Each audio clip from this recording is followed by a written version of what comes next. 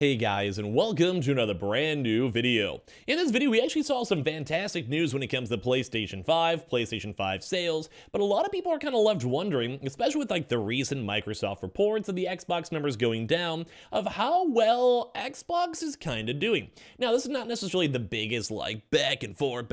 As you guys probably know, I'm like kind of on the indifferent side when it does come to consoles. Like I want you guys just to play whatever you guys enjoy, what your friends are on, or whatever games you like, or whatever it might be, but I might be a little bit biased towards the PlayStation because, well, I just think the exclusives are kind of cool, etc., etc. But right now, a lot of the big deals in gaming are kind of coming down to sales, profitability, and who's kind of actually selling stuff and making money, especially as the economy is a little bit more on the shakier side. So we have a really cool article over here from Forbes talking about the Xbox, the community sentiment, everything in between. So I'd love to hear your thoughts and comments as well down below. On top of that, too, make sure you guys are subscribed with the notifications on. We have the Twitter and Twitch room down below if you guys want to go follow. We have the Target links. We have the brand new Amazon links that do have consoles for 100% on sale right now on Amazon, so check those on out and leave a like and your thoughts down below. So as I mentioned, we had like a huge stride in numbers, which was 32 million PlayStation 5s. Like, that's insane. That's a lot of consoles, and Sony did one of their biggest quarters ever. But when it comes to this one, a lot of folks are kind of curious on how much Xbox? Like, what's Xbox really at? How are they doing? Are they making money? Like, is everything vibing good? Like, do people still like the Xbox and everything in between?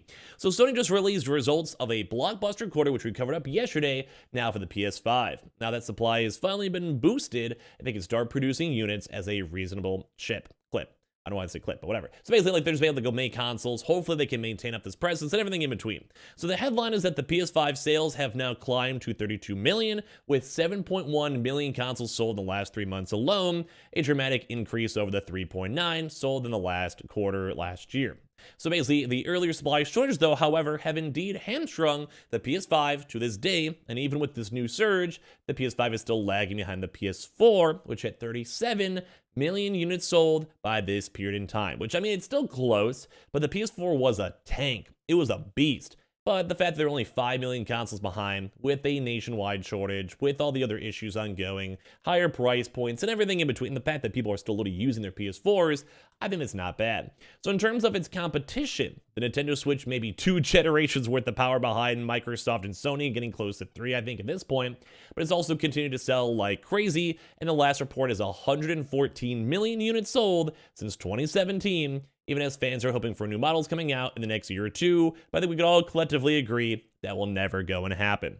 Microsoft, though, is a little more the polarizing option, where it's just different. They have like a weird almost ecosystem based at this point with Game Pass, trying to also go and sell these other different types of games too, trying to get Call of Duty on there, and at the same time they have a lot of stuff on PC as well. So it's not purely only Xbox at this time, and while Sony themselves are also pushing to say like the Steam market, it's a little bit lagging in comparison. So Microsoft has tried to downplay the sales of the Xbox since last generation, when it was clear that they were losing to the PS4 by around a 2-to-1 sales margin. And that's kind of a big thing to note. It's kind of like if you're, let's say, Walmart, and for some odd reason you start flopping. And at that point, you're like, yeah, like we're still selling $100 million. But you have Target, for whatever reason, it's like, yeah, we just hit 200 million. We're going good. We're like just owning. We're doing great. Yeah, sometimes I just want to be like, yeah, our sales numbers are doing fantastic. They're 7% above the usual last year's rates. Like, they're trying to keep it more low-key because you don't want to be known as like the second place. You want to be known as, yeah, our company's doing great. We're having growth. We're having more revenue. You don't want to be like, yeah, we're second place still, but we're doing a little bit better. You know what I mean? That's kind of how I think they wanted to go and do it. Plus, they also don't legally have to report on it. While something like PlayStation, as you guys know, is kind of like their bread and butter because they don't have other stuff like the Game Pass ecosystem, like their own cloud hosting system, essentially, and everything in between.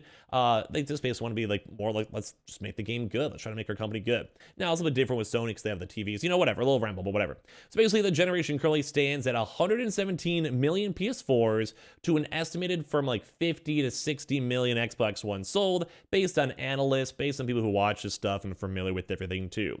So the failure to report unit sales has also continued into this current generation, where Microsoft is more likely to report Xbox Game Pass subscribers instead of actual consoles sold, which it views as just as valuable, if not more, than actual console sales. Now, I'd probably agree, because it does kind of seem like they're trying to push that Game Pass narrative a lot more. You get people on PC who are obviously not Xbox users if they're playing it on their PC. I mean, they might be, but... And at the same time, like, it's more of like a monthly subscription. It's kind of like PlayStation Plus. As you have PlayStation Plus, you want to make sure those numbers are doing good and growing because that's also just consistent passive income. I believe those numbers were 20% of Sony's numbers in terms of profitability. I'm sure Xbox might even be higher because that's like a big thing they're trying to push for their consoles and on PC. So the best thing they can tell from the current outside estimates is that the Xbox Series X and S are not being outsold by the PS5 by quite the same 2.1 margin as the last generation, but they are likely still to be lagging significantly behind. And I would probably say these same numbers because I made this on a video about 1 or 2 days ago, that they're saying around 32 million sales for the PS5, and then current estimates are around 20 million for Xbox. I'd say that sounds about right just based on stuff. We saw some like 17 million numbers a little bit ago, and at the same time we're hearing around like the 17 to 25 million on Game Pass depending on when, where, and why. So two things are true. The Xbox Series X and S has been better received and is generally performing better than the Xbox One at launch. True. But Sony's lead is so vast that it's just not going to catch up to them for a close generation like we saw for the PS3 and Xbox 360, which is an 87 million to 84 million. Those days may be past. Of course, Microsoft does have Xbox Game Pass with over 25 million subscribers too as well. A valued part of this arsenal is at least partially a contributor to lower console sales, given that many Xbox games can be played console-free, okay, basically on PC, on mobile, on cloud. And I'm in that boat. Like, I'm someone who, like, no offense, I don't have an Xbox. I have Game Pass, I have a PC, so I'm still inside their Game Pass ecosystem. I'm still making the money at the end of the day, and hopefully they, well, like that. I hope they like making money as a company, but I do have a proper PS5 console, and I probably spent more money in total on the PlayStation 5 with all the exclusives, Ratchet & Clank, God of War, you know, all those Horizon, etc., etc. So it's kind of intriguing to go and see. So those days, though, of course, Microsoft also has 25 million subscribers, which is kind of a give or take. We've heard as low as 17, we've heard as high as like 27, I think it was at some point, but it kind of depends on like what games are out. It's a monthly subscription. It's like Netflix. Like if you have a really good TV show that goes viral, like a Squid Games, is going to go and bolster up a lot, and if it's not, then we'll just kind of just there. So basically, part of me, basically, are saying over here is that they're only like this close because of the, well, supply shortages for the PS5, and while both consoles actually have had a chance to deal with it, I don't know. It's interesting because they're assuming that the PS5 would be even more miles ahead of even the PS4's pace. And honestly, I'd probably say probably. It's hard to say because they are still selling very well, but I do think there's a big factor of like scalpers and botters and people having like this, oh, I could never get it. It's almost like a challenge. Kind of how our YouTube channel was for quite some time. Like you watch the streams, the tweets, everyone's competing and talking about and bragging about how they finally got their console after all this time. And well, I think that is a big thing to know. And I'm not really sure if the PS5 would still be hitting those same PS4 numbers, especially because we still had those heavy hitters like God of War, Horizon, and everything in between that were available on the PS4. So I think even some folks would even be more inclined to say like, you know, even if it was available, I could get it at any point I want. Maybe I'll get one soon.